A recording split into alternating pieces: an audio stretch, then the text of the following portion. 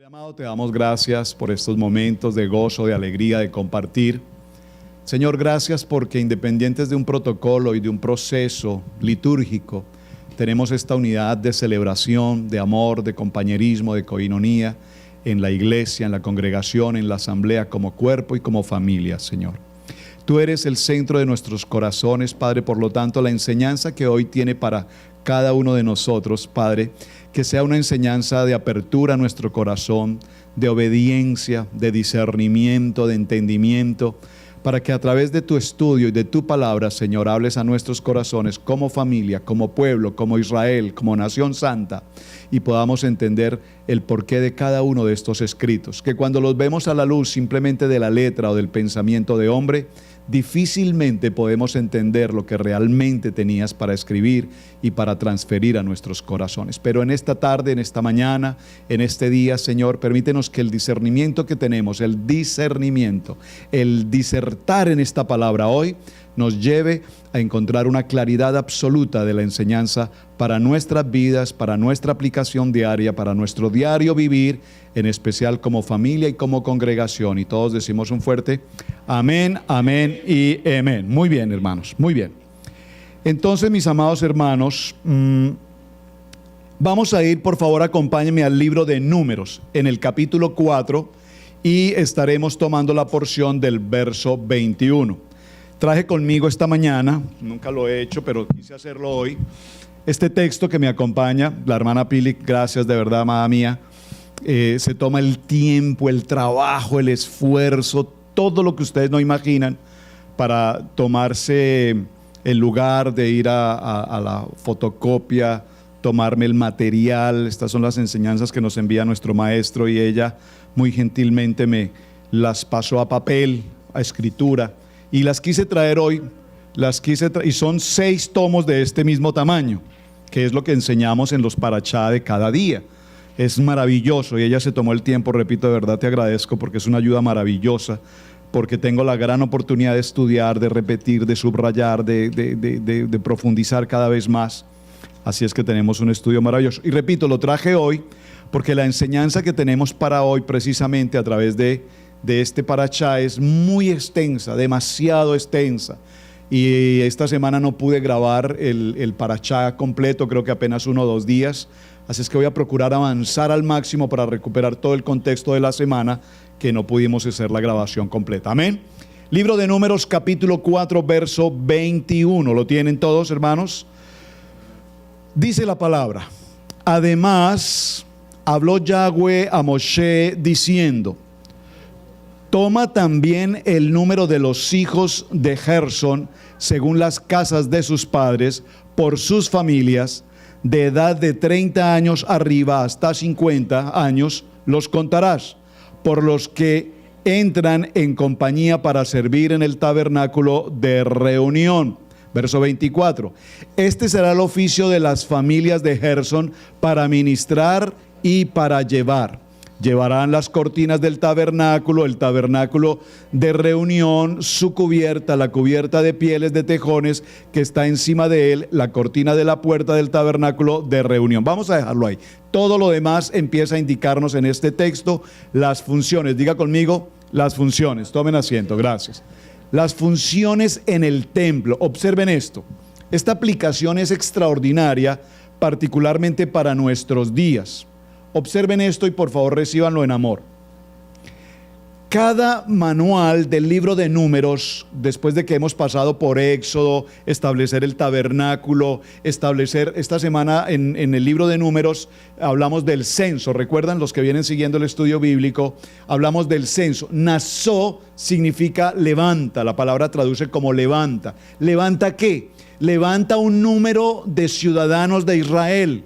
Levanta, eso es lo que quiere decir nasó. ¿Cuántos ciudadanos tiene Israel? Ahora la pregunta es, ¿por qué para Dios es tan supremamente importante establecer el número de los habitantes?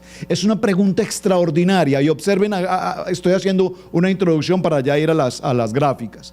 Observen esto, cuando el pueblo de Israel salió de Egipto, recuerden, estaban en una condición de esclavitud. quiero retomar un poquito lo que enseñé el domingo. Yo sé que con la congregación aquí particularmente no tengo problema, pero en la enseñanza que tuvimos en la otra congregación, el tema es demasiado elevado. ¿Me explico? Dígalo conmigo, elevado. Y como es un tema elevado, yo sé que ustedes lo captan muy rápido porque hemos trabajado mucho tiempo, pero allí parece que costaba un poquito hacerlo y obviamente tienen razón porque no están en el mismo nivel. Por lo tanto, estamos trabajando con ellos, son extraordinariamente abiertos para recibir. Los pastores, ustedes saben, una pareja pastoral maravillosa con un deseo de estudiar la palabra. Entonces estamos haciendo un muy buen equipo de trabajo, amén. Pero observen que la semana anterior, repito, quiero retomar un poquito esta historia. Cuando el pueblo de Israel estaba en Egipto, estaba en casa de servidumbre, es decir, estaba en una condición de esclavitud. ¿Vamos bien? Pero cuando viene este momento extraordinario que se llama ¿cómo? Pesá, es decir, el cordero, se sacrifica un cordero y la sangre del cordero es puesta en los dinteles de la puerta. Entonces, a partir de ese momento, el pueblo sale de su condición de casa de servidumbre y pasa a una condición de libertad. Amén. Pero atención, dígalo conmigo, libres. Pero una condición libre, sin embargo, con atadura. Atención, porque cuando nosotros salimos de la religión organizada, comillas, y venimos al tiempo de la congregación y recibimos la palabra, nosotros decimos, ahora yo soy libre, amén. ¿Pero libre de qué? Pues sí, somos libres de ya no tener las imágenes, los santos, el Sagrado Corazón, la Virgen de aquí, la Virgen de allá. En ese sentido ahora somos libres, pero realmente aún no tenemos la verdad verdadera, la verdadera libertad, porque la verdadera libertad, dígalo conmigo, es obediencia. Y la verdadera obediencia nos la va a entregar ahora el Padre, ¿a dónde? En el monte Sinaí. Cuando el pueblo de Israel atraviesa este proceso, en el monte Sinaí, en el monte Horeb, a través de Moisés, ¿qué envía? Éxodo 20, estas palabras, envía estas palabras y dice, y envía estas palabras que nosotros conocemos como mandamientos. Pero ¿por qué se ocurrió esto? Porque el pueblo de Israel, aún sabiendo todo lo que Moisés había venido realizando con ellos, aún llega un momento en el que el pueblo de Israel desconoce al mismo Moisés y lo determina con una palabra muy fuerte. Dice, ¿y este tipo por qué no baja del monte? ¿Hasta cuándo tenemos que esperarlo? De tal manera que lo que vamos a hacer es preparar un becerro de oro. Usted conoce la historia porque ya lo vimos en los parashá anteriores. Estoy resumiendo la historia. Preparan un becerro de oro y lo consideran a un dios, ¿de acuerdo? Entonces Israel, dígalo conmigo, la esposa entró en una condición de adulterio. Dígalo conmigo, pecado. ¿Están conmigo? ¿Qué representa entonces Israel? Por favor, quiero que esto sea claro porque es el tema de hoy. ¿Qué representa Israel? La esposa. ¿Qué representa Yeshua? El novio, el esposo. En el proceso de la salida del pueblo de Israel viene un proceso de pacto. El Señor entrega, el Padre entrega los mandamientos y dice, ustedes van a hacer esto. Y el pueblo de Israel, la esposa, ¿qué dice? Dice, así haremos conforme a lo que el Padre indicó. Pero inmediatamente, ¿qué hicieron? Tomaron el oro y convirtieron ese oro fundido en una imagen, en un becerro de oro. Ahí el pacto de matrimonio entró en una condición de ¿qué? De pecado, de adulterio. Entonces digan conmigo, todo lo que hacemos fuera de la condición y el propósito de Dios es pecado. ¿Hasta ahí estamos claros? Creo que todos tenemos hasta este punto perfecta identidad, repito, porque lo hemos venido estudiando con mucho detalle y por lo tanto vamos bien. Ahora, aquí mismo en el libro de Números, en el capítulo 4, observen por favor el verso 22. Dice, toma también el número de los hijos de Gersón según las casas por sus padres. Aquí la palabra toma significa, repito, el censo. ¿Por qué es tan importante el censo? Voy a hacer una pregunta, no me la contestes, solo examina tu corazón. Cada vez que nosotros nos reunimos en asamblea, en congregación, porque recuerden que la palabra iglesia La palabra iglesia, ¿usted ha escuchado esto? Dios, tengo tantas cosas, por favor, ayúdenme. A ver, ¿usted ha escuchado esta frase? Es que en el Antiguo Testamento no aparece la iglesia. ¿Usted ha escuchado eso?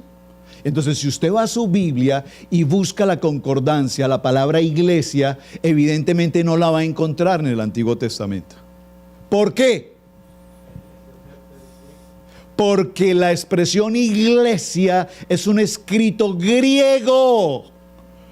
Amén. Entonces aparece escrito por los griegos en el nuevo pacto. Por eso no está escrito en griego en el antiguo pacto, porque el antiguo pacto fue escrito ¿en qué? En hebreo. Amén. Esto es importantísimo. Entonces usted no puede buscar una palabra griega en el antiguo pacto, porque el antiguo pacto fue escrito en hebreo. Por lo tanto, la palabra iglesia aparece aquí en Génesis frente al monte Sinaí. ¿Cuándo? Cuando ahora en Éxodo, Yeshua, el Padre Eterno, Hashem Yahweh, habla estas palabras a la congregación de Israel. ¿Qué es la congregación de Israel aquí? La iglesia. Muy bien. ¿Estamos claros? Mira, si esto lo tuviese claro la iglesia hoy, entonces por eso hoy se predica, es que en el antiguo pacto la iglesia no existe, la iglesia aparece solamente en el Nuevo Testamento. No, es un error de enseñanza.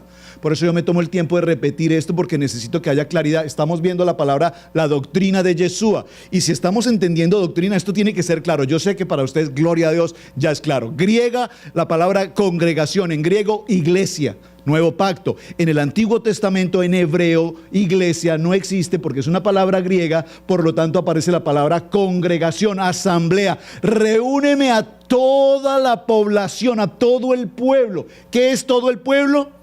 La iglesia, la asamblea, la congregación. ¿Vamos bien? Y a todo el pueblo, escúchame, a todos los habitantes allí presentes, Yahweh habla estas palabras y les dices: no tendrán dioses ajenos, yo soy tu Dios. ¿Quiénes escucharon esas palabras? Toda la congregación del pueblo de Israel, incluyendo ¿a quién? Incluyendo a los extranjeros que estaban con ellos. Es importantísimo. Entonces, el censo tiene que ver, porque cada vez que el Señor nos habla, Él hace un censo, que es lo que yo hago aquí. Usted sabe que cada reunión yo hago un censo, ¿verdad? Cada reunión, y usted también lo hace. Usted mira, la hermana Mercedita se fue, va a estar 2 meses, y usted le cuenta los días, las horas. Ella debió llegar el domingo pasado y no llegó. ¿Usted no ha hecho esa cuenta? Yo sí. Yo también. El hermano Alfredo no estuvo el pasado, ni el antepasado tampoco. Es decir, en el censo me faltaron. ¿Y por qué es importante el censo? Porque el Señor dice: cada vez que yo los cuento, quiero saber que están presentes, uno, y quiero saber que cuento con ustedes. ¿Alguien dijo amén? Amén. Gracias, hermano. ¿Usted me está entendiendo? Cada vez que nos reunimos en su nombre, el Padre hace un censo.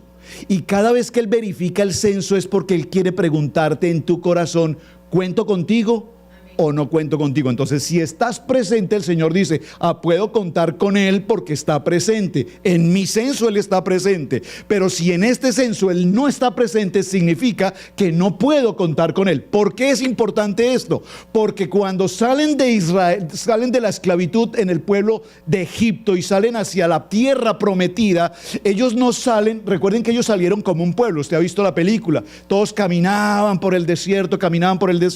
Pero atención, llega un momento en el tabernáculo, diga conmigo, en el tabernáculo, en el que el Dios Todopoderoso los organiza a través de sus 4 costados, norte, sur, este y oeste, y establece 3 en un lugar, 3 en otro lugar, 3 en otro lugar y 3 en otro lugar. ¿De acuerdo? Las 12 tribus. Y en el interior, en la parte más interna del tabernáculo, delega una función. ¿A quién?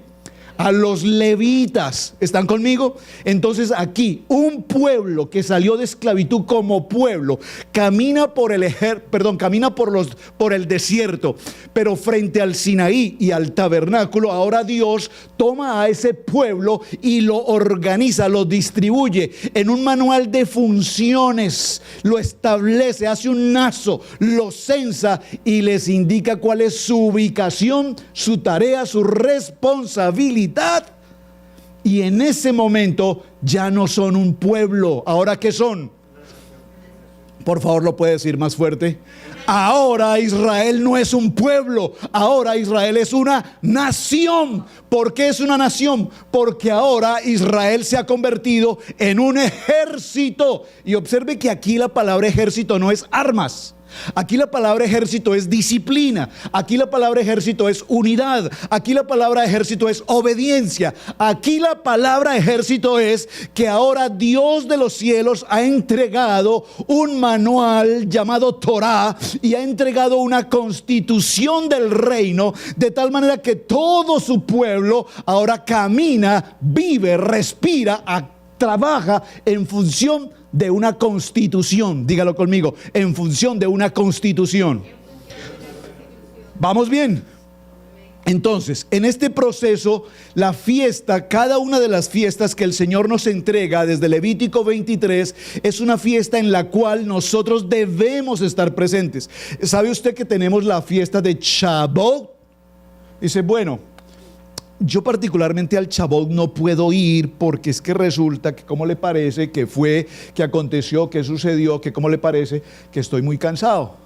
Entonces el Señor hace un censo en Shavuot y en el Shavuot establece cuántas personas faltaron a esa cita, porque en cada una de las celebraciones, santas convocaciones de Levítico 23, el Señor dice: y yo estaré presente con ustedes en estas santas convocaciones. ¿Él viene a la santa convocación? Usted se imagina que Yahweh diga: este fin de semana no pienso ir a Shabbat. Pero nosotros sí lo hacemos. Pregunto, ¿cuántos hermanos de ustedes están celebrando su Shabbat en casa? Levánteme su mano, quiero ver un momento, por favor. Hermanos, ¿no? ¿No lo están haciendo? Ahora hablamos. No, en serio. No, está bien, no hay problema, no se preocupen, tranquilos. Si alguno no lo está realizando, por favor, veamos el motivo, el factor tiempo. Coordinemos si es necesario que lo reunamos y los hagamos juntos, ¿verdad? Porque empezamos celebrándolo aquí en la congregación, pero la tarea era hacerlo 1, 2, 3 veces para que ustedes inmediatamente lo hicieran en casa. Pero ¿por qué les estoy diciendo esto, hermanos? Porque en el censo que Dios hace, Él dice: quiero que cada Shabbat, cada viernes al caer el sol en la tarde, ustedes se reúnan como familia, porque los quiero bendecir. ¿Me están entendiendo? Los quiero bendecir. Entonces tú puedes estar orando porque el Señor, bendíceme con esto. Señor, bendíceme. Señor, bendíceme. Padre, bendíceme. Padre. Y el Señor dice: hice el censo el viernes al caer el sol y tú no estabas. Entonces, I'm so sorry, pero el que no está en mi censo no clasifica en la verajá. ¿Están conmigo? ¿Vamos bien? Entonces, cuando usted clasifica en su Shabbat, entonces usted no tiene que estar en lo que nos enseñaron en la religión. Padre, bendíceme, Señor, te suplico, escúchame. Mira mi corazón, Señor, que tú sabes que yo tengo necesidad. Porque cuando tú estás en el censo, el Señor toma nota y Él conoce tu necesidad. Pero si tú no estás presente en el momento del censo, entonces el Señor dice: I'm so sorry. Yo a ti no te conozco, porque permítame revisar mi lista. En este Shabbat yo no te vi. Por lo tanto, I'm so sorry, tienes que entrar en obediencia. ¿Están conmigo? Repito, ¿por qué es tan importante el censo? Vean lo que dice Génesis capítulo 3, verso 9. Dice: mas Yahweh Dios llamó al hombre y le dijo. ¿Qué le dijo Yahweh a Adán en el huerto? Le hizo una pregunta y le dijo: ¿dónde estás tú? ¿Dónde estás tú a la hora de la escuela dominical?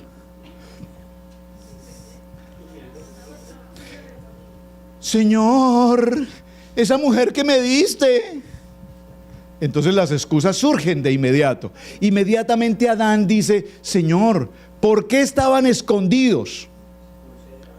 Porque había una condición de pecado. Entonces se escondieron. Pero fíjense que el Señor viene al huerto, pasea por el Edén, ellos lo escuchan, ellos a su vez se esconden e inmediatamente el Señor hace el censo y dice, Adán, Adán, Adán, ¿dónde estás tú? Estoy haciendo censo y no te encuentro.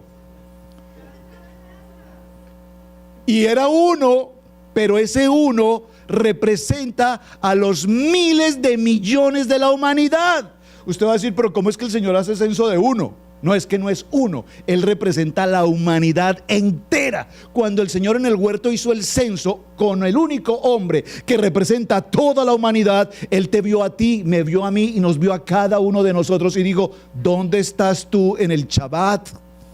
¿Dónde estás tú en mi Pesá? ¿Dónde estás tú en mi Shavuot? ¿Dónde estás tú en mi Hanukkah? ¿Dónde estás tú en mi Sukkot? Es que realmente, le voy a ser sincero, Dios, yo con la Hanukkah como que no la veo. Es que no me identifico. ¿Y desde cuándo a ti te he dado permiso para identificarte o no? ¿Desde cuándo tú tienes esas decisiones? Si las santas convocaciones son santas, porque no son para ti, son para mí. Y en cada una de esas santas convocaciones tú tienes que estar presente. Y él respondió, oí tu voz en el huerto y tuve miedo porque estaba desnudo y me escondí. ¿Alguno de ustedes está desnudo? Recuerden que estoy hablando metafóricamente, porque aquí la palabra dice, si alguno de vosotros está desnudo, ¿qué dice la palabra? Vestíos de toda la armadura de Dios. ¿Me están captando? Entonces no estoy hablando de desnudos que, oye, qué mentes las de ustedes, ¿no? Yo no estoy hablando de desnudos de estar sin ropa, estoy hablando de desnudos espiritualmente. Si alguno de ustedes está desnudo, es decir, que no tiene la coraza, que no tiene la armadura, entonces el Señor dice, vestíos de toda la armadura. ¿Están conmigo? Gracias. Cuando la Biblia habla de vestidos del nuevo hombre, dígalo conmigo, yo, el nuevo hombre, estoy vestido con una vestidura celestial. Y esa vestidura celestial es el momento del juramento, cuando nosotros recibimos en el monte Sinaí estas palabras y dijimos, así haremos. Es decir, que hicimos un pacto de compromiso, y en este pacto de compromiso nosotros quedamos incluidos para hacer compromiso, para hacer juramento, para ser cumplidores de una promesa que hicimos con el Padre. Amén. Muy bien, ¿dónde estás tú? Pregunta. Cuando Yahweh hace su censo en cada Shabbat, nos preguntará dónde estamos. Ahora, vamos a ir adentrándonos a un tema hoy interesante. Observen dos textos bíblicos que quiero que por favor presten mucha atención a lo que vamos a leer. ¿Qué representa Israel? La esposa. ¿Qué representa Yeshua? Jesús. El novio, el esposo. ¿Eso está claro? Vamos para allá. En el libro de Éxodo, en el capítulo 32, verso 19, dice: aconteció que cuando él llegó al campamento y vio el becerro y las danzas, aquí está hablando de quién, de Moshe. Cuando Moisés llegó al campamento y vio el becerro y las danzas, ardió la ira de Moisés y arrojó las tablas de sus manos y las quebró al pie del monte. Diga conmigo, muerte. ¿Usted me está entendiendo esto? Cuando Moisés quebró las tablas con la ira que él tenía. ¿Por qué? Porque la esposa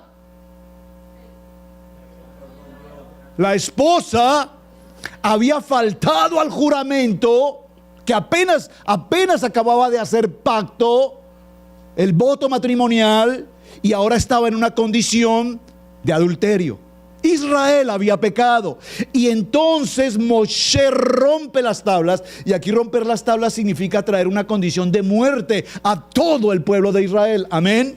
Entonces tomó el becerro que habían hecho Atención, esto yo no sé si usted lo ha leído, pero quiero que vayamos muy lento en este porque es muy importante este texto. Estoy en el capítulo 32, verso 20 de Shemot, de Éxodo.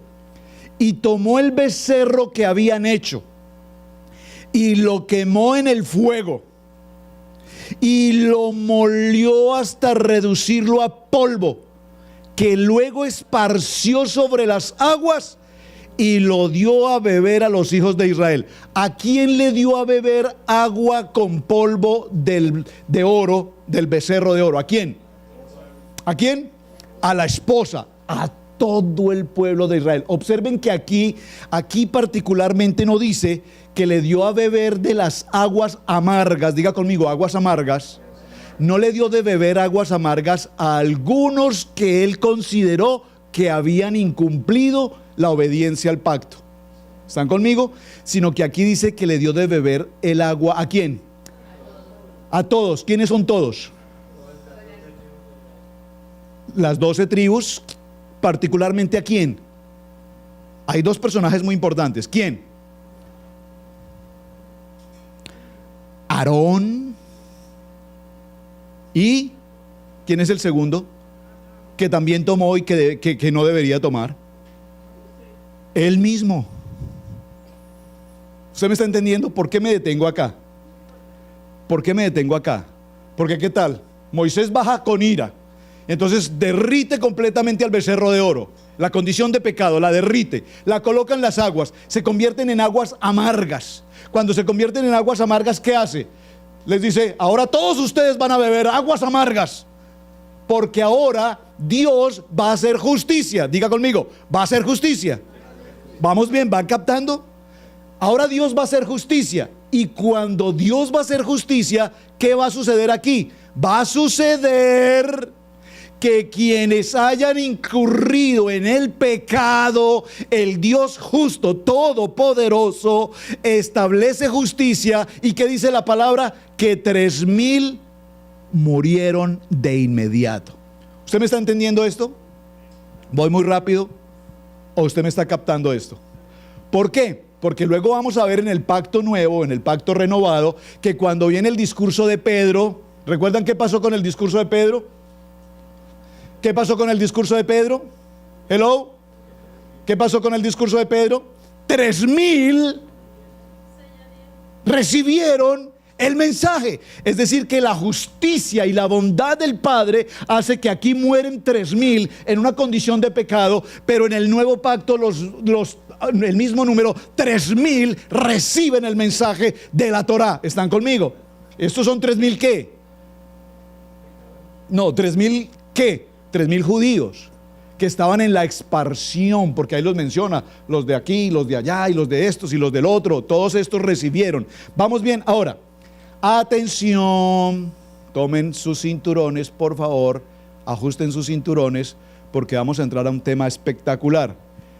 Voy despacio en la enseñanza, porque necesito que esto lo disciernan con mucha propiedad por el contenido de nuestro tema hoy. Libro de Números, capítulo 5, verso 17. ¿Lo tienen?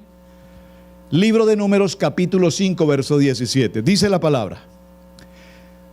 Vamos a leerlo un poco antes del verso 17.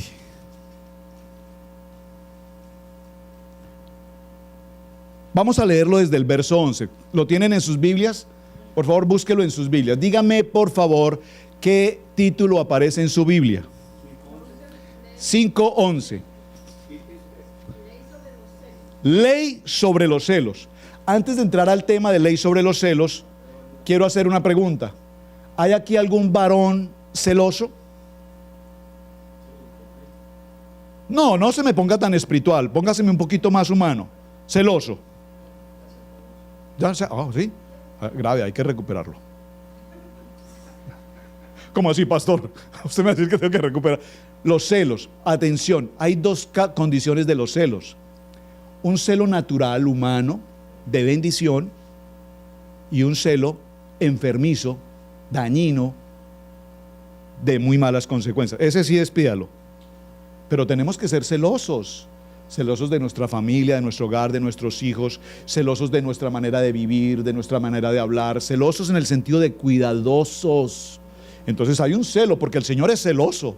La palabra dice, yo soy celoso de mis ovejas. Entonces, todo lo que cuando hablamos de celos de una vez lo entendemos como lo malo. El celo enfermizo, yo no me estoy refiriendo a eso. Números capítulo 5, verso 11 nos habla, dígalo conmigo, la ley de los celos. Puede decirlo de otra manera, dígalo, la ley de los hombres. Puede decirlo de otra manera, dígalo, la ley sotá. ¿Perdón? ¿Así? La ley sotá. La ley sotá, observen, la ley sotá en la expresión en el original hebreo se dice sotá. Yo dije, Señor, ¿cómo puedo aprender la palabra sotá en hebreo que no se me olvide? La ley sotá. Entonces con mi esposa estábamos hablando sobre el tema. ¿Cómo me puedo acordar que se llama la ley sotá con Z, la ley sotá? Entonces el Señor me dijo, fácil, azotar. La ley de azotar. ¿Ves? Entonces cuando asociamos la palabra azotar con sotá, entendemos en hebreo qué significa esa ley. Vamos a leerla. Dice capítulo 5, perdón.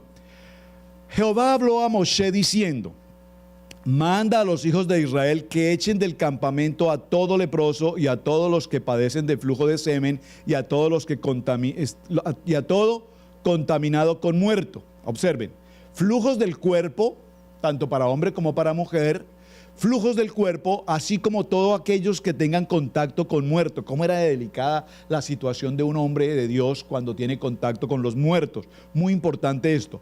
Así hombres como a mujeres echaréis, fuera del campamento los echaréis, para que no contaminen el campamento de aquellos entre los cuales yo habito. Y le hicieron así los hijos de Israel y los echaron fuera del campamento como Yahweh dijo a Moshe. Así lo hicieron los hijos de Israel. Verso 11, ¿lo tienen?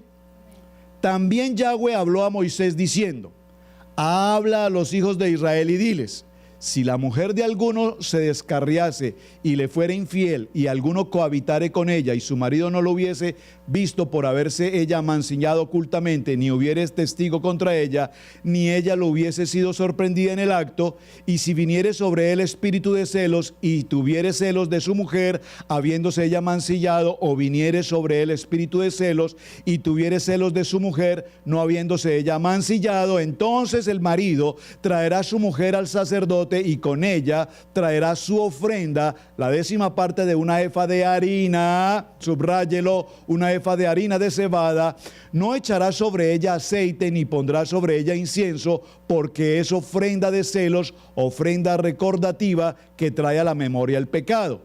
Y el sacerdote hará que ella se acerque y se ponga delante de Yahweh. Luego tomará el sacerdote del agua santa en un vaso de barro. Tomará también el sacerdote del polvo que hubiere en el suelo del tabernáculo y lo echará en el agua. Y él hará, el sacerdote, estar en pie a la mujer delante de Yahweh y descubrirá la cabeza de la mujer y pondrá sobre sus manos la ofrenda recordativa, que es la ofrenda de celos, y el sacerdote tendrá en la mano las aguas amargas que acarrearán maldición. Voy a parafrasear un poco porque el texto es inmenso. Voy a tratar de explicar la escena. Atención a la escena.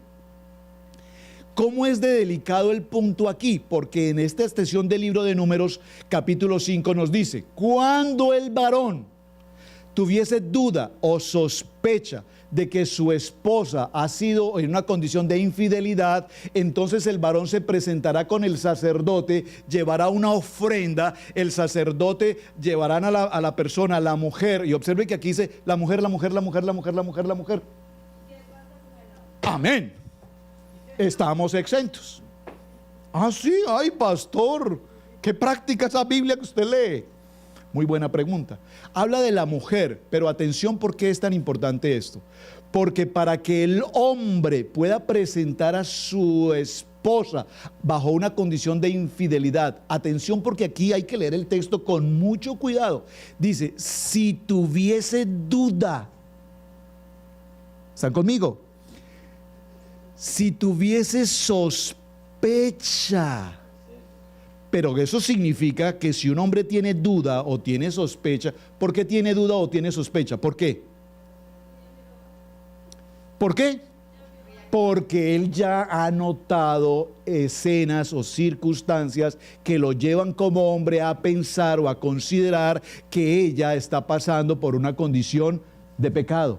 Entonces el hombre, miren, leyendo un poco más en detalle los midrash sobre el tema, es tan bonita la historia. Dice, el esposo que ama a su esposa la llama y le dice, amor, he notado que en ese trabajo que tú tienes, hay un hombre ahí que no me simpatiza. Me he dado cuenta que él permanece muy cerca contigo. Me doy cuenta que ese hombre te lleva, te trae, te invita a almorzar. No, pero es que él es tan lindo, él es tan buena persona, él es tan buena gente. Y como yo no manejo, pues él es el que me da ray. ¿Sabes? No me gusta. No me gusta, no me gusta, no me gusta. ¿Ahí está hablando de celos enfermizos? No. Él ama a su esposa y le está diciendo, sabes, me parece que esa relación, esa amistad, esa situación, te pido por favor, procura en lo posible mantenerte distante de esa persona. La verdad, te soy sincero, me molesta, siento celos. ¿Qué hizo el hombre? Una advertencia. Un warning. Va una. Pero resulta que luego pasan los tiempos y alguien se acerca al hombre y le dice, oye, mijo, ¿cómo te parece? Te voy a contar una cosa. Imagínate que yo estaba en un restaurante y encontré a tu esposa cenando con fulano. Y el hombre dice, pero yo ya le dije a mi esposa que la quiero lejos de ese hombre. ¿Qué hace con él en el restaurante almorzando? Si se supone que está en horas de trabajo. Me están captando, estoy haciendo una novela, usted puede imaginar la que usted quiera. Yo estoy tratando de hacer una. Y veo cómo, oiga, nunca los había visto tan atentos como hoy. ¡Increíble! Es más, algunos que aprenden por hipnopedia les veo sus ojos radiantes. Uy, gracias, Señor, por esta unción hoy. Entonces, observen, interesantísimo, ya él duda. Hay una situación y él le advierte a su amada y le dice, por favor te pido, mantente lejos. Observen que ahí no hay celos, hay una condición de varón que cuida a su esposa y le dice, te pido por favor, mantente apartada de esa situación. Pero véanlo hoy en el siglo XXI, porque aquí lo estoy leyendo en número 5 y lo estamos viendo a la luz del primer siglo. A la luz del primer siglo la situación era crítica, extremadamente crítica. El hombre se presenta con el sacerdote, le informa al sacerdote sus dudas, después de que él ya ha visto a su esposa en varias situaciones sospechosas. Entonces ahora aparecen testigos que dicen que también la han visto en privado en algunos lugares. Entonces le avisan al hombre y el hombre ya no tiene la duda. Pero miren cómo es el texto, lo podemos leer nuevamente para entenderlo. Dice, ¿dónde estamos? 5. Es porque quiero llegar a un punto. No, un momentico, a ver.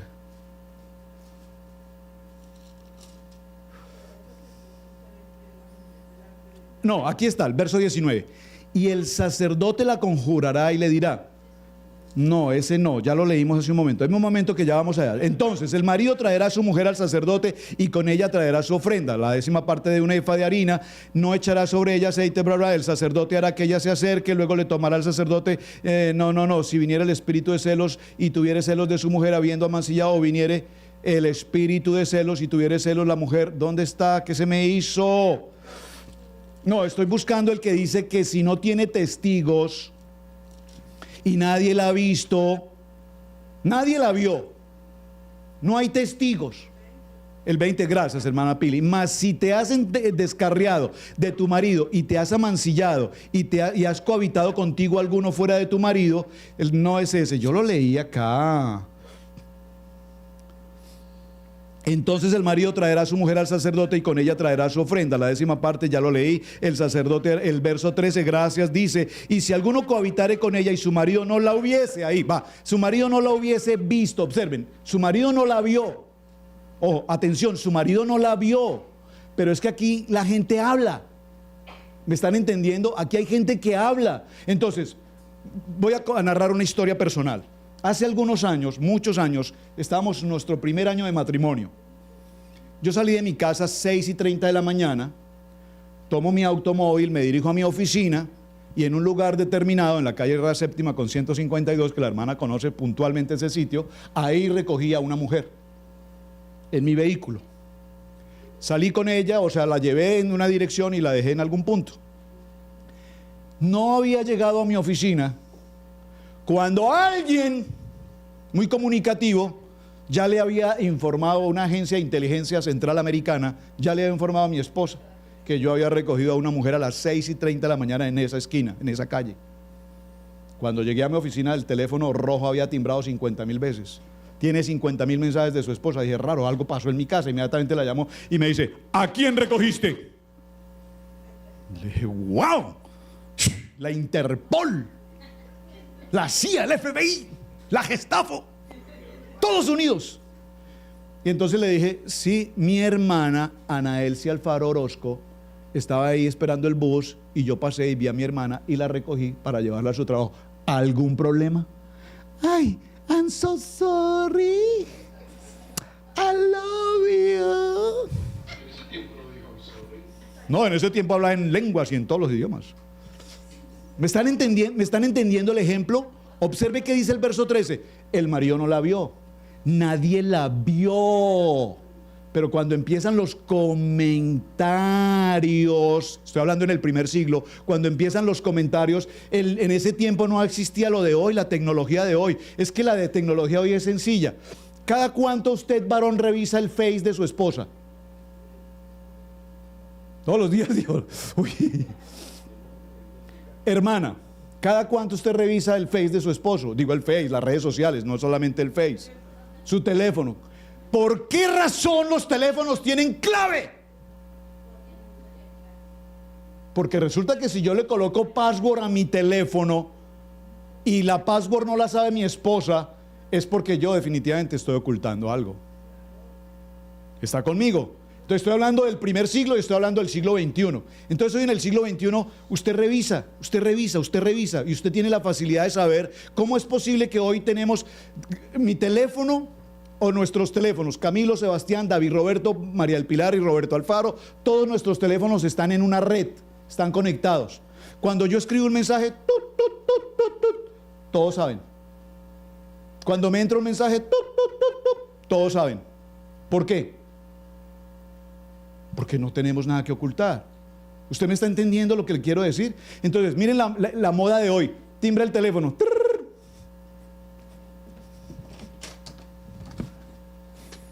¿Aló? ¿Sí? Hola. Un momento, por favor. ¿Perdón?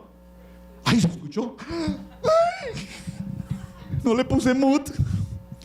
¿Usted me está entendiendo mi ejemplo? Entonces, ¿por qué nosotros cuando recibimos una llamada, oye, es que es una cosa increíble, alguien recibe una llamada y... ¿Pero qué tienes que ocultar? ¿Cuál es tu problema? ¿Hay sospecha? ¿Hay duda? ¿Me están captando el mensaje? Entonces aquí la palabra, ¿a dónde nos lleva? Y nos dice, entonces se hace un protocolo, diga conmigo, hay un protocolo. Y el protocolo, para resumir la historia, básicamente ¿en qué consiste? Que cuando existe la duda, es decir, ya el varón le advirtió a la mujer la situación, pero para que el varón lleve a su esposa a esa condición, el varón debe estar en una condición kadosh. Porque es que todo para ellas y nosotros ¿qué? Entonces su testimonio como hombre frente al sacerdote y frente a la congregación será una condición que la gente sabe que este es un varón kadosh, un hombre de santidad, un hombre de testimonio, y por ser un hombre de testimonio entonces está en la condición espiritual de presentar a su esposa ante una duda, porque de lo contrario usted se imagina ¿cuántas mujeres entrarían al sacerdote acusadas de un marido enfermo?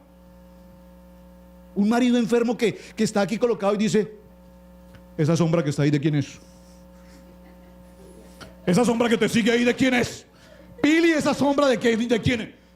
Lo cela hasta con una sombra. Están conmigo. Y ese es el celo enfermizo. Entonces aquí no se trata de un celo enfermizo. Aquí se trata de un hombre digno, de un hombre en santidad, de un hombre kadosh, que por circunstancias que él ha observado puede concluir que su esposa, diga Israel, se encuentra preparando un becerro de oro. ¿Me están captando la escena? ¿Me están captando la escena? Entonces, ¿qué está ocurriendo aquí exactamente? Pero por causa del pecado del becerro de oro, Yahweh desciende a los levitas, y entonces determina que los levitas ahora serán los encargados de custodiar el templo. ¿Por qué? Porque todo el pueblo de Israel incurrió en una condición de pecado, tomaron las aguas amargas, 3,000 murieron, y aquí se produce un cambio de protocolo. Ahora los primogénitos ya no son los que ocupan el lugar, recuerden lo que pasó aquí en Pesá, sino que ahora son los levitas los que van a cumplir una función determinada en el templo. Quiero que apliquemos eso al día de hoy, hermanos. ¿Hay alguien aquí en esta congregación que tiene establecida la función del video? Alguien en este ministerio tiene la función del aseo o mantenimiento del edificio cada semana o cada mes. Alguien en este lugar, en esta congregación, tiene la labor de cortar yardas, etcétera, etcétera, etcétera. Cuando realizamos una actividad en la que hay muchas personas invitadas, cada uno de nosotros es asignado a una labor. Usted se encarga de servir, usted va a preparar, usted va a cocinar, usted va a hacer esto. Entonces la pregunta es, ¿en qué ministerio tú tienes una función que cumplir en este templo? Y si tu función es, si la función de Elías es colocar aquí el nombre del parashá, ese nombre del parashá no lo coloca la hermana Lupe, porque le corresponde a Lía. ¿Están conmigo? Digan conmigo, mi función nadie la puede ocupar, porque a usted le incomoda que alguien ocupe su lugar, ¿verdad? Si alguien hace una tarea que es suya, a usted le incomoda, por lo tanto hágala bien. ¿Usted me está entendiendo? Si usted tiene una asignación en el templo y los levitas, todos más las 12 tribus, tienen una función establecida y un lugar, ustedes están en el norte, ustedes están al sur, ustedes están al este y ustedes al oeste. Esa es su ubicación. Por lo tanto, usted nada tiene que estar haciendo al otro extremo. Si en la labor que estamos cumpliendo en este templo, lo digo por la versión del templo, cada quien cumple una función, entonces nadie debe usurpar la función de esa persona, a menos que esa persona en ese momento posiblemente no está presente. Alguien tendrá que cubrir la situación. Pero si la labor, vamos a pensar, yo veo cuando se hacen aquí la mesa y veo que alguien toma las copas y las lleva y las lava. Si esa es la función de esa persona en el templo, de ese levita, por favor permitan que esa persona cumpla con su función. Dígalo conmigo, no voy a usurpar la función que no me corresponde. Pero lo que pasa es que nosotros los latinoamericanos o hispanoamericanos somos muy diligentes. Entonces a nosotros nos gusta meter la nariz en todo. A nosotros nos gusta meter la nariz en todo. Y cuando nosotros metemos la nariz en todo, pareciera que estamos haciendo algo bien, pero resulta que estamos metidos en algo a lo que no me han llamado que yo tengo que hacer, porque mi función como levita no es esa, mi función como levita es esta. Y si yo cumplo con mi función y cada uno cumple con su función, entonces habrá unidad. ¿Están conmigo? Pero cuando nosotros usurpamos la función del hermano, entonces ¿qué hay? ¿Qué hay? Desorden, controversia, molestia. Yo tenía que hacer esto y el hermano lo hizo. Yo tenía que hacer esto y el hermano vino y lo hizo. Entonces perdí mi viaje porque alguien ya lo hizo por mí. Y pareciera, repito, que estamos haciendo algo bien, pero lo que sucede es que estamos usurpando la labor particularmente de alguien. ¿Están conmigo? Sigamos en la historia. Muy bien, ¿vamos bien? Siguiente. En el libro de Números, capítulo 1, 51, 53 y 2, 17, esto solo lo voy a mencionar, se prepararon las tribus y se les indicó una posición. Pero sí quiero que lleguemos a ábrame su Biblia, por favor. Vaya conmigo al libro de Números, capítulo 6. Capítulo 6, verso 24. Este parashá incurre un tema que no lo voy a alcanzar a cubrir, que es el pacto nazareo. Muy importante cuando nosotros hacemos un pacto nazareo, el no tomar vino, el no consumir uva, el no cortarse el cabello. Realmente nosotros lo vemos como que la persona no puede tomar sidra, como que la persona no puede cortarse el cabello. Pero más que eso, dígalo conmigo, es un pacto, es una promesa con Dios. Pero tenemos que aprender a hacer pactos y promesas con Dios. Les voy a mostrar un pacto o una promesa del siglo XXI. Estos son los pactos que la gente hace en el siglo XXI. Yahweh, Dios Todopoderoso, que México gane el mundial. Si México gana el mundial, yo me entrego a ti. Qué ignorancia del pueblo. Esos son los pactos que el pueblo hace hoy. Padre, que Colombia gane 5-0, por favor, te lo pido. Y si Colombia gane, yo me entrego a ti. Esos son los pactos que hoy tenemos. O sea, nosotros tomamos a Dios y jugamos con Él diciéndole que Colombia gane, que México gane, que Costa Rica clasifique al mundial. Dios, te lo pido. Y haré pacto contigo. Estoy diciendo cualquier cosa, ¿verdad? Pero por favor, eso no son pactos con Dios. Eso es una burla, eso es una falta de respeto para con el Padre. Pero esos son los pactos que hoy hacemos con Dios. Pero los pactos que Dios hace con los hombres son pactos de idoneidad en obediencia. Si cumplieres mis mandamientos que yo te prescribo hoy, estas bendiciones vendrán sobre ti y te alcanzarán. Entonces, número 6, capítulo 6, verso 24, léalo conmigo, dice: les voy a pedir algo, hermanos. Por favor, colóquense en pie un momento. Esta enseñanza se llama, en sus Biblias aparece, ¿cómo aparece en tu Biblia, hermano Alfredo? En la versión tuya, 6:22. La bendición sacerdotal aparece así. En algunas Biblias, en las nazaritas o en las israelitas. Perfecto, gracias. La bendición sacerdotal, la bendición verajá o la bendición arónica. Pero ¿por qué les pedí que se colocaran en pie? Les voy a pedir dos favores hoy. Lo vamos a hacer, no lo traje en este momento, pero creo que está el sonido. Entonces, atención, escúchenme porque esto es muy importante. Esta porción de la Biblia nos la vamos a aprender de memoria. Si no lo puede hacer hoy, no se preocupe, les voy a dar la indicación. Pero nos la vamos a aprender en español y nos la vamos a aprender en hebreo, y los que en inglés, pues en inglés. ¿Por qué, hermanos? Porque de todo el proceso que llevamos con el tema hoy, esta bendición arónica, esta bendición sacerdotal es fundamental en nuestra vida. Esta bendición abarca todo. Cuando usted está orando al Padre y usted le dice: Padre, bendíceme, Señor, ayúdame, Padre, que los papeles, ayúdame, Señor, que el trabajo, que un overtime, que un part-time, Señor, ayúdame, Señor, que no me paguen a 20, sino que me paguen a 40, Señor, ayúdame a ahorrar la salud, Señor, bendice a mis hijos en la escuela. Todo eso se lo ahorra con esta porción bíblica.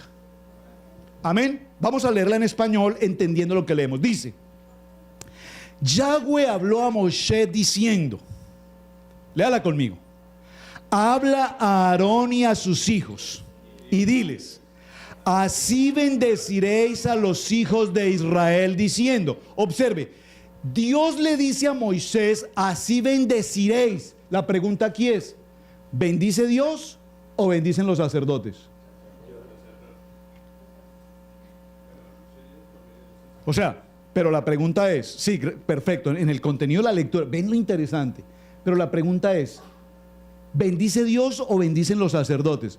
Los sacerdotes aquí bendicen por orden de quién. Entonces, ¿quién bendice? ¿Me están entendiendo? ¿Me están captando? ¿Por qué hago la paréntesis acá? Porque bendigo yo, o sea, te bendigo, hermano, con toda bendición celestial. ¿Yo lo bendigo? No, hermano, yo le deseo bien. Pero el que le bendice es ¿quién? El Padre. ¿Me están captando? Porque la gente siempre busca el profeta, el apóstol. Bendígame, hermano. Hermano, bendígame, por favor. Le pido que me bendiga, hermano. Es que mire, yo vengo desde muy lejos y yo solamente vine a esta reunión esperando que usted me bendiga. Pues te equivocaste, hermano. Perdiste un viaje de 12 horas a otro estado a ver al apóstol, al profeta, para que te bendijera, porque el que bendice es Dios. Y Dios está en todo lugar. Es presente, omnipresente y omnipotente. Entonces, si tú estás buscando la bendición de hombres, estás equivocado. El que bendice es el Dios Padre Todopoderoso. Pero aquí aquí ya el padre le dice a Aarón y a sus hijos, diles, así bendeciréis a los hijos de Israel, diciéndoles, Yahweh te bendiga y te guarde. Por favor, vamos despacio. ¿Qué significa aquí que te bendiga? Por favor, deme una definición. ¿Qué es bendición para ti? La salud. Entonces, ¿eso es bendición para ti, la salud?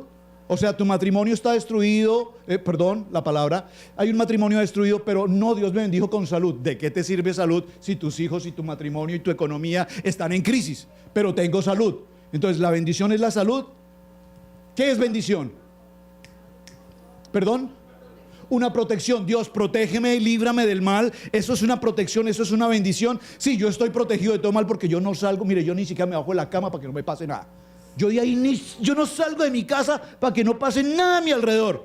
Entonces, ¿hay bendición ahí? ¿Qué es bendición? Entonces es una forma de pedirle a Dios. Entonces Dios es el que hace mis favores. Dios, bendíceme hoy.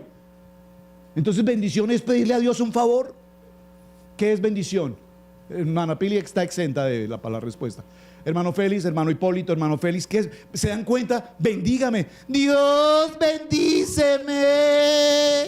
Y no sabemos qué es bendición. ¿Están conmigo? Entonces yo digo, yo lo escucho, le digo, hermano Alfredo, ¿cómo te fue esta semana? Bendecido, hermano. Hermano Mauri, ¿cómo te fue esta semana? Pastor, una bendición. ¿Qué es una bendición? Yo entiendo que le fue bien al hermano, pero la bendición, ¿cuál fue? No, pues conseguí un trabajo, me pagaron. Entonces, bendición para ti es dinero. ¿Ve? Diga conmigo, verajá. Bendición. Bendición, hermana Pili.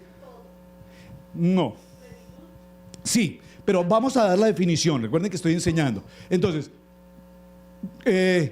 Pili Google. Bendición, todo.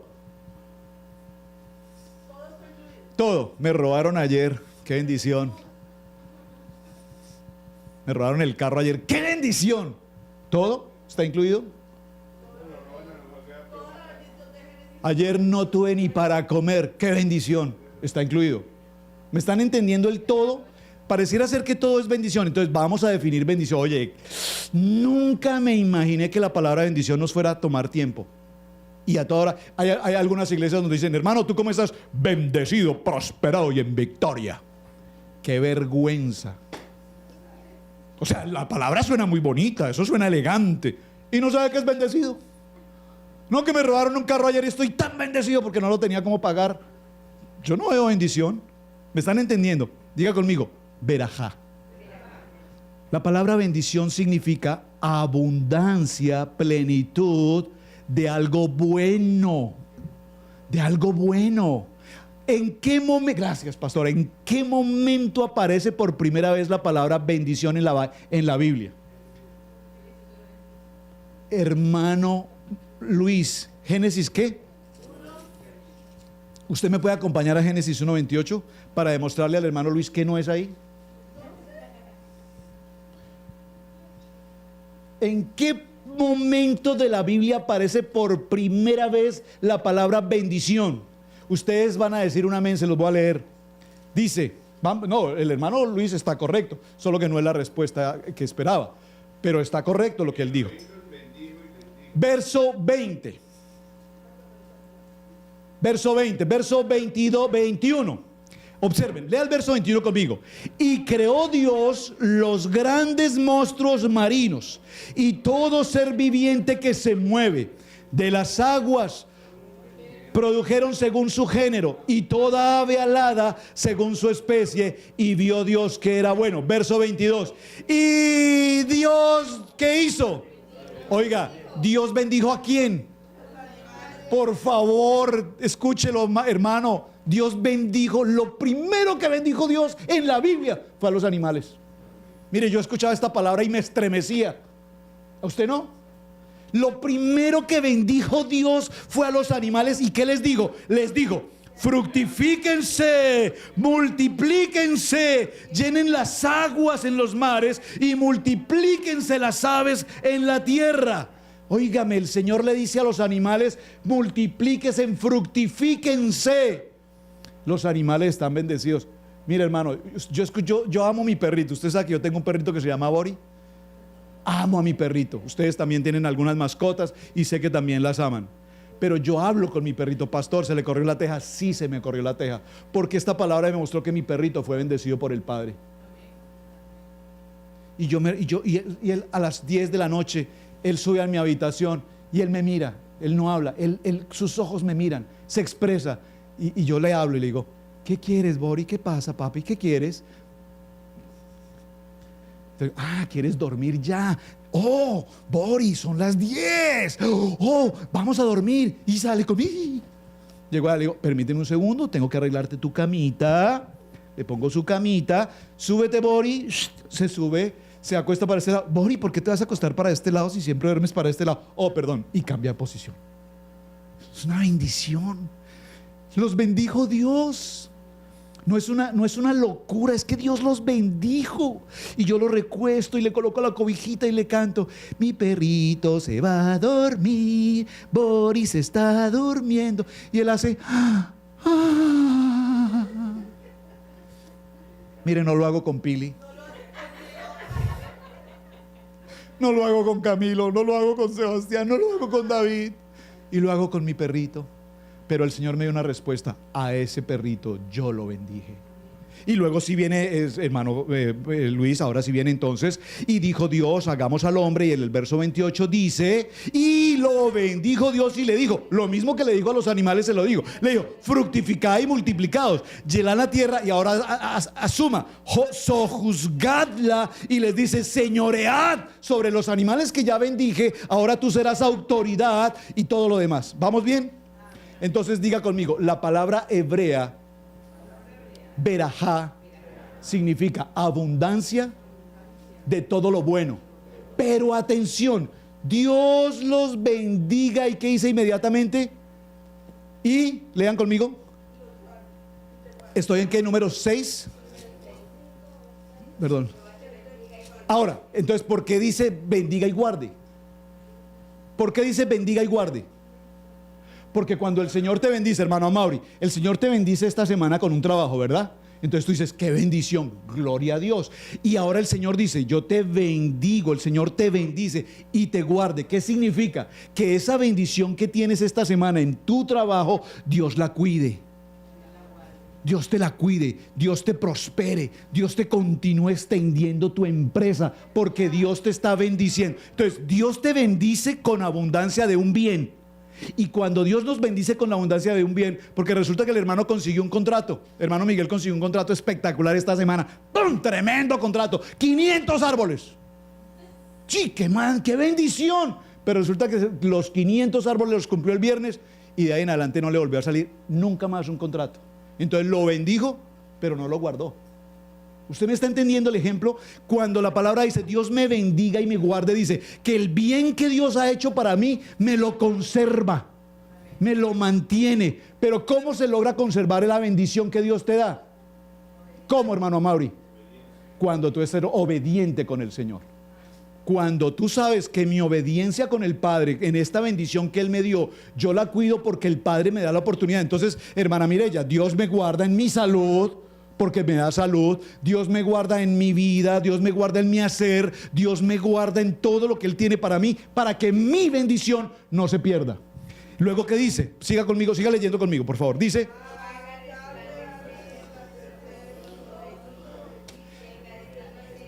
cuando la palabra dice haga resplandecer su rostro sobre ti. Acuérdense de Moisés cuando bajó de la montaña, que era su rostro resplandeciente. Jehová haga resplandecer su rostro sobre sí. ¿Qué significa? Que si en la primera ocasión Dios te bendice y Dios guarda tu bendición, pero si tú desobedeces la bendición que Dios te dio, entonces el rostro de Jehová, ¿qué hace? No resplandece, da la espalda. ¿Me estás entendiendo? Dice, le di la bendición a este hombre, se la cuidé, pero no fue obediente. Entonces la luz, el rostro resplandeciente de Dios te da la espalda y se aparta. Entonces el Señor dice, Dios te bendiga y te guarde, haga resplandecer su rostro sobre ti. Significa que la presencia de Dios está contigo. ¿Qué sigue? Y tenga de ti misericordia te está hablando de que te estoy dando una bendición espiritual, pero te estoy bendiciendo materialmente, en todo, en tu hogar, en tu familia, en tu economía, en tu salud, en tu estadía, en todo cuanto hay en ti. Yo te bendigo, te guardo, resplandezco mi rostro sobre ti y tengo de ti misericordia para que todo cuanto tú hagas vaya bien. Y termina el 3 diciendo: y entonces todo lo que tú tienes que hacer, porque la presencia de Dios está contigo, entonces todo lo que tú tienes que hacer es un tiempo de paz. Dígalo conmigo, es un tiempo de paz. Entonces tú vas a hacer un trabajo, atención, ojo con esto, hermanos, varones, particularmente varones, pero atención con esto, Dios te bendice con un trabajo. Y tú llegas al trabajo por la mañana y dices: uy, estar aquí, qué desgracias, esta gente que está aquí que me cae tan mal, este jefe que no soporto, porque yo tengo que estar aquí soportando esta situación.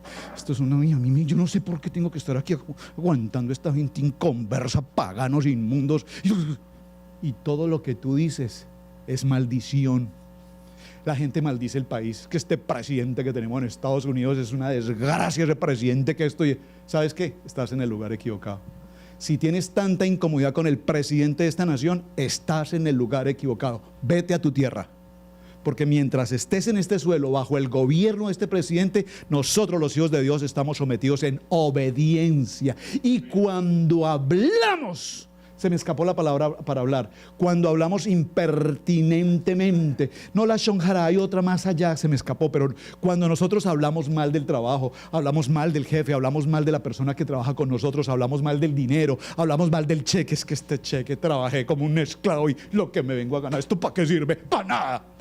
Entonces cuando maldices tu bendición, entonces el rostro de Yahweh que resplandece sobre ti se opaca.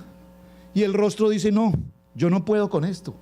Lo estoy bendiciendo y lo único que hace es maldecir. Entonces no puedo mantener el rostro resplandeciente, guardándolo y protegiéndolo, porque esta persona no está preparada para hacer bendición. ¿Recibes ese cheque bajo? Padre, gracias Dios por esta bendición, porque yo sé que esta bendición se multiplica porque viene de ti. Y la condición, entonces el rostro de Yahweh resplandece y hace prosperar tu camino. ¿Están conmigo? Ahora, no sé si está en las notas, pero solo se los quiero transferir, aunque creo que la hermana Pili lo colocó. La siguiente, Camilito, creo que está ahí la siguiente gráfica. Observen lo interesante de esto. La palabra, por favor tomen asiento, gracias. Qué lindos ustedes en obediencia, sujetos, amén. Ya, recuérdamelo, ya lo vemos. Observen, la palabra verajá. La palabra verajá se escribe con 3 letras originalmente en el hebreo. Yo se las voy a mencionar, ya aparecen en la pantalla. La palabra bet, la palabra resh, la palabra resh y la palabra kaf.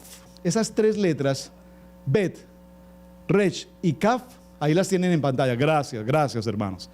Gracias. Bet, resh y kaf son las 3 palabras que escritas en hebreo dicen verajá. ¿Están conmigo? Usted sabe que cada una de las letras en el alefato hebreo tiene un valor numérico. Usted sabe eso, lo hemos hablado muchas veces, ¿verdad? ¿Ok? Miren esto tan lindo, miren cómo es de linda la Torah estudiar la enseñanza. Miren, la palabra bet es la segunda letra del alefato, tiene un valor numérico de 2. La palabra resh tiene un valor numérico de 200. Y la palabra kaf tiene un valor numérico de 20. ¿Cuánto suma eso? 222. ¿Y qué le dice a usted un 222? Un toraico aquí, un toraico, alguien que el Espíritu le revele 222. ¿Qué quiere decir? No. Dígalo más fuerte, hermana. 222, 220, que sumados da 222, está diciendo: cuando yo te bendigo y te guardo, yo te bendigo con doble bendición.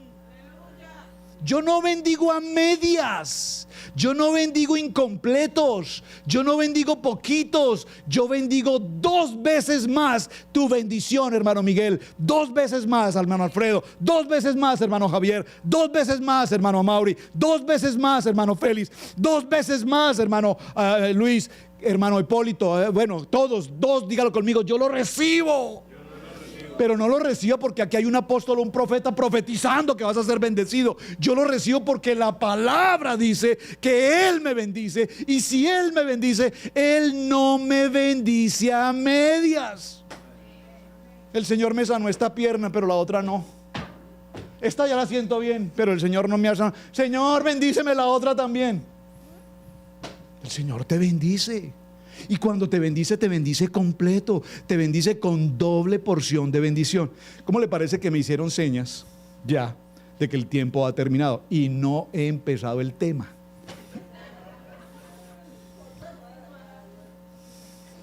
¿Continuará? Vamos a hacer el servicio de las 2 de la tarde.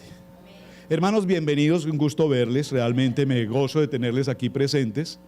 Permítame cerrar por lo menos parafraseando la historia.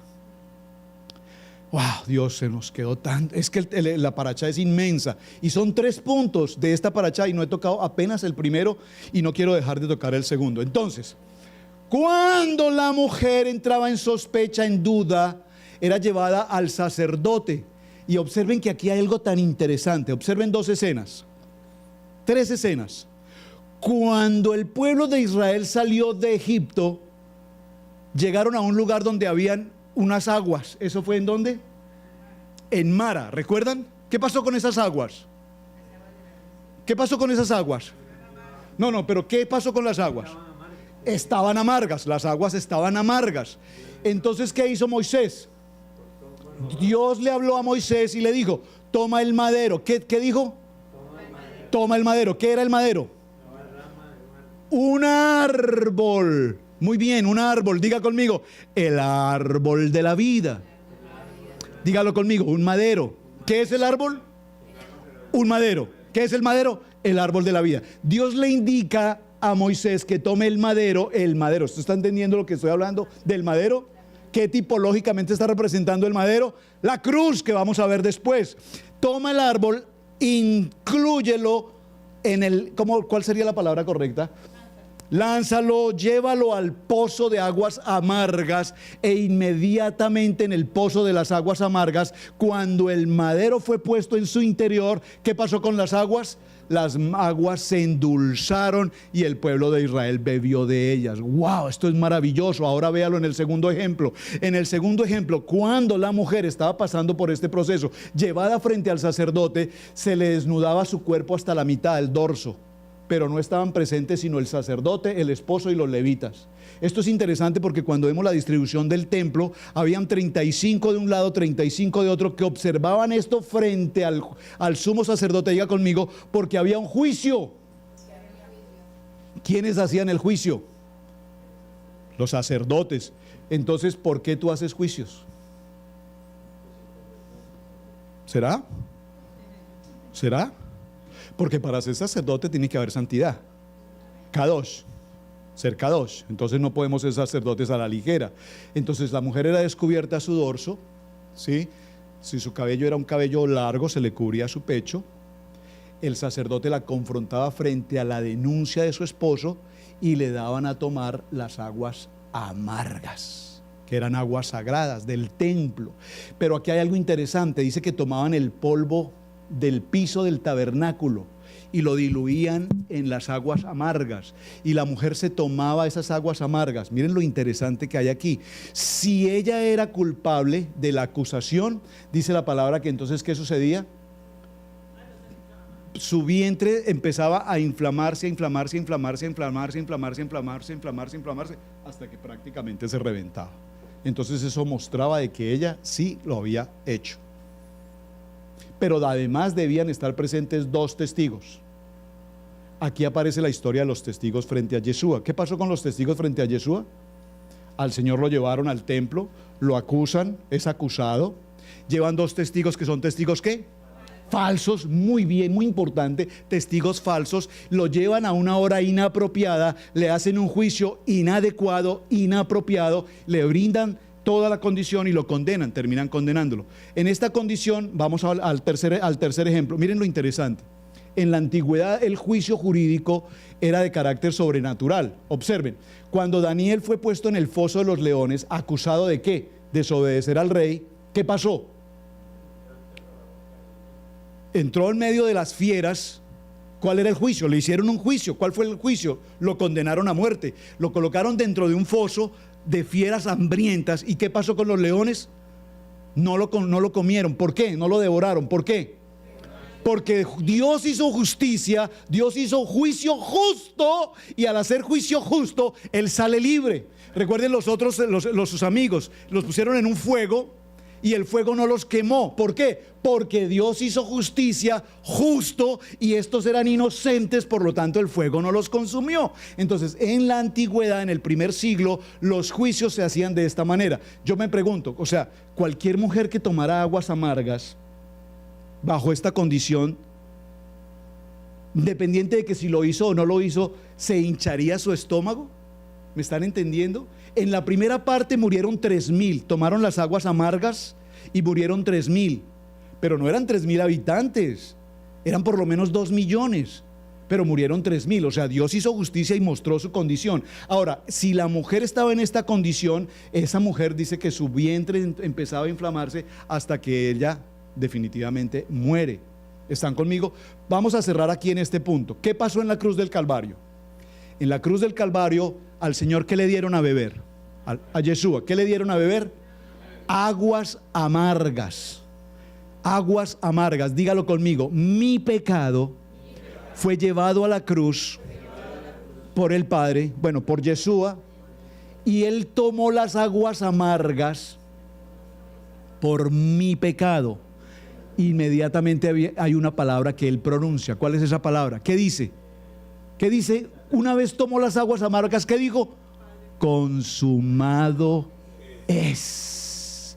Es decir, Él está diciendo, por esa Israel infiel, por esa Israel adúltera, yo voy a tomar por ella, por la iglesia, por la congregación. Yo voy. ¿Quién soy yo? El esposo. Yo voy a tomar las aguas amargas por la infidelidad de Israel, y cuando yo las tomo, el sacerdote escribe en un acta todos los pecados, y todos esos pecados que habían sido declarados contra el pueblo ahora son llevados al madero, y en el madero, una vez se consumen las aguas amargas, todo ha sido consumado. Por lo tanto, nosotros somos libres de la acusación. Uy, un amén. Yo creo que tiene que haber un amén más fuerte, hermanos. Porque ninguno de nosotros será digno de presentarnos al templo en santidad, porque toda la iglesia, toda la congregación, todo el pueblo de Israel había cometido un pecado de adulterio. Pero en la cruz, en el madero, cuando Él tomó las aguas amargas, automáticamente nos libra de la condición del pecado. Y dice, atención, porque dice que en la cruz fueron ¿qué? Clavados todos ¿qué? Las acusaciones, todas los decretos, todas las actas que habían sido pronunciadas en nuestra contra fueron clavadas en la cruz. Por favor, observe que no dice que en la cruz fue clavada la Torá. ¿Usted ha escuchado eso? Los teólogos rabínicos y evangelistas dicen, es que en la cruz fue clavada la Torá. ¡Qué vergüenza que alguien se atreva a decir esto! Lo que fue clavado en esa cruz, bueno, mejor en esta cruz, edite. Lo que fue clavado en esta cruz fue toda el acta de decretos, de acusación, de dudas sobre nuestra vida, sobre nuestra integridad, porque en esa cruz Él entregó su vida, bebió las aguas amargas y nos declaró a nosotros libres de la condición de pecado. Padre, te damos gracias en esta tarde, Señor. Oh, Señor, es tanto lo que este parashá nos enseña. Apenas dimos tan solo el comienzo. Permíteme, Señor, en estos días posiblemente recuperar el tiempo, la grabación de toda esta enseñanza maravillosa, porque tenemos aún que hablar de lo que es el pacto nazareo, Señor, de entender este texto maravilloso del libro de Números. No está escrito por casualidad, no está escrito por ocasión, porque cada vez que la iglesia, hoy nosotros como iglesia, celebramos el mundo, celebramos la Navidad, celebramos Easter, celebramos tantas fiestas paganas del mundo, como creyentes estamos adulterando frente a ti. Por lo tanto, Señor, perdónanos de seguir cometiendo ese pecado de adulterio frente a tu palabra. Haremos, dígalo conmigo, haremos y cumpliremos en obediencia tus mandatos, tus mandamientos. Permítame cerrar con este texto bíblico. Deuteronomio capítulo 9, verso 21. Yo tomé vuestro pecado, el becerro que habíais hecho, y lo quemé en el fuego. Lo desmenucé moliéndolo bien hasta reducirlo a polvo, el cual arrojé a la quebrada que descendía del monte. Por lo tanto, hoy dice el Señor, que así como los principales sacerdotes y los ancianos y todo el concilio buscaban un falso testimonio contra Jesús para entregarlo a la muerte, y no lo hallaron, aunque muchos testigos falsos se presentaron, pero al fin vinieron estos testigos falsos. Cuando estos testigos falsos vinieron, se cumplió un juicio totalmente inadecuado, un juicio totalmente ilegal. Y todo esto el Padre lo permitió para que una vez se cumpliera este proceso. Recuerden que el Señor tuvo lucha con esta copa amarga. Recuerden que dice en Lucas capítulo 22, versos 42, diciendo el Padre: si quieres, pasa de mí esta copa. El Señor estaba diciendo: esta copa del pecado de Israel es tan grande, Padre, es una carga tan fuerte la del pecado de mi pueblo, de mi congregación, y si es posible, aparta de mí esta copa, pero no se haga mi voluntad, sino la tuya. Y gracias a ti, Padre, porque entregaste tu vida en ese madero para liberarnos de nuestra condición de pecado, hacernos libre. Fue necesario que tú entregaras hasta tu vida, porque una vez tú resucitaste, nos confirmas que ahora nuevamente el esposo viene, y hay una iglesia santa y una iglesia libre de pecado, y ahora esperamos tu venida, Señor, para cumplir con ese nuevo pacto de matrimonio juntos contigo, Señor, y obedecerte en todo lo que nosotros te hemos desobedecido, Padre. Te doy gracias, amado Padre, por la iglesia. Te doy gracias, Señor, porque nos hablas a nuestros corazones, porque tú nos hablas de un corazón de arrepentimiento, genuino arrepentimiento delante de ti.